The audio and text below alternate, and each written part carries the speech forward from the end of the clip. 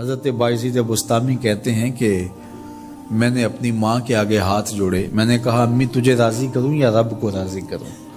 تو اپنے حق مجھے معاف کر دے، اللہ کو میں راضی کر لیتا ہوں۔ ماں نے کہا جاؤ پتر میں اجازت دیتی ہوں۔ گئے جنگلوں میں ذکر و فکر میں لگے رہے، تنہائی میں اس کو یاد کرتے رہے، دن رات ذکر کے چراغ روشن رکھے۔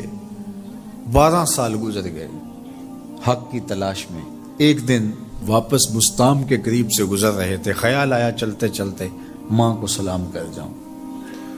دروازے کو دستک دینے لگے تو اس خیال نے ہاتھ روک لیا کہ ساری زندگی ماں کو سکھ تو دیا کوئی نہیں، اب دکھ بھی کیوں دینے لگے ہو؟ رات کا ایک پہر بیت گیا ہے، سردیوں کی لمبی رات ہے، ماں بستر میں لیٹی ہوگی، تیرے لیے اٹھے گی، دروازہ کھولے گی۔ دروازے کے ساتھ ہی لگ کے بیٹھ گئے اور ساری رات کاٹ دی، اس خیال سے کہ ماں کو تکلیف نہ ہو۔ جب سحری کا وقت ہوا تو اندر سے جو نالی آتی تھی اس نالی سے پانی آیا، سمجھ گئے میری ماں تہجد کے لیے اٹھی ہے اور وضو کا پانی ہے، تو فوراً دروازے پہ دستک دی۔ اندر سے آواز آئی بیٹا بایزید میں ابھی آئی۔ مائیں بیٹوں کے دستک کے انداز سے جان لیتی ہیں یہ کس بیٹے کے ہاتھوں کا لمس ہے۔ 12 سال کے بعد آئے، دستک دی، کہا بیٹا بایزید میں ابھی آئی۔ ماں کی تو نگاہیں ہی دروازے پہ رہتی ہیں۔ اللہ اکبر۔ کہتے ہیں کہ ماں نے دروازہ کھولا، 12 سال جنگلوں کی خاک چھانتے بیت گئی تھی، پراگندہ صورت، بکھرے ہوئے بال، پھٹے ہوئے کپڑے۔ میری ماں کی جب نگاہ میرے پہ پڑی تو اس کی چشمان سے موٹے موٹے آنسو ٹپکنے لگے، اور اس نے ایسے ہاتھ پھیلا کے کہا مالک میرا بیٹا بایزید تیری طلب میں نکلا تھا، تو نے ابھی تک اسے اپنا قرب نہیں دیا۔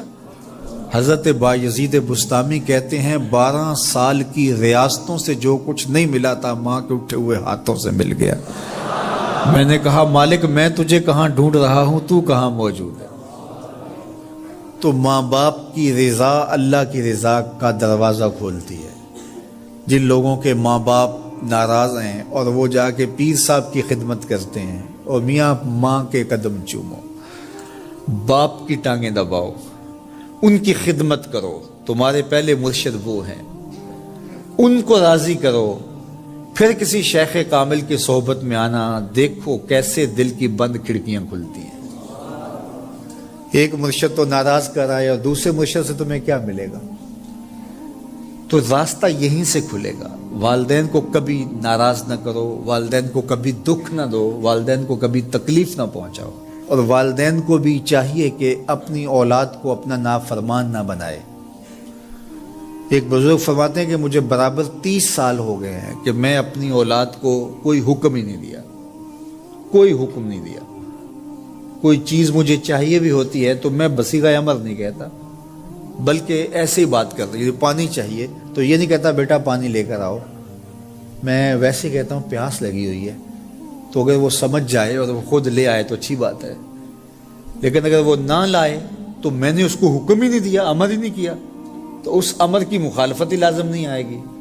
تو کہا 30 سال برابر گزر گئے ہیں، میں نے اپنی اولاد کو حکم نہیں دیا کہ کہیں وہ میری نافرمان نہ ہو جائے، چونکہ اگر وہ نافرمان ہو گئی پلے کچھ نہیں رہے گا۔ جو اولاد ماں باپ کی نافرمان ہوتی ہے وہ ہوا میں بھی اڑیں، وہ چرخ پہ بھی جھولیں، وہ زمین پہ گرنے والی ہوتی ہیں، کبھی کامیاب نہیں ہو سکتی وہ اولادیں جو ماں باپ کی گستاخ، بے ادب اور نافرمان ہوتی ہیں۔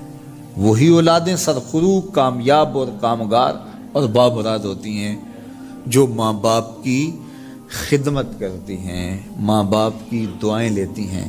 وہ ایک بچہ ماں باپ کے پاؤں دبا رہا تھا، تو ایک بچہ ایک بر اعظم میں، دوسرا دوسرے بر اعظم میں، تیسرا تیسرے بر اعظم میں بڑے بڑے کاروبار کر رہا تھا۔ تو کوئی اس کا دوست ملنے آیا، اس نے کہا کہ اس نکمے کو بھی کہیں بھیج دو، فلاں جو ہے وہ یورپ میں ہے، فلاں امریکہ میں ہے، وہاں اتنی بڑی کمپنی اس نے کھولی ہوئی ہے، اس نکمے کو یہاں بٹھایا، اس کو بھیج دو، یہ تو نکمہ کسی کام کا نہیں۔ کہا یہ نکمہ ہی تو میرے کام آ رہا ہے، یہ نکمہ ہی تو میرے کام آ رہا ہے۔ تو اولاد خوش نصیب ہے کہ اپنے ماں باپ کی خدمت کرے اور ان کے ساتھ حسن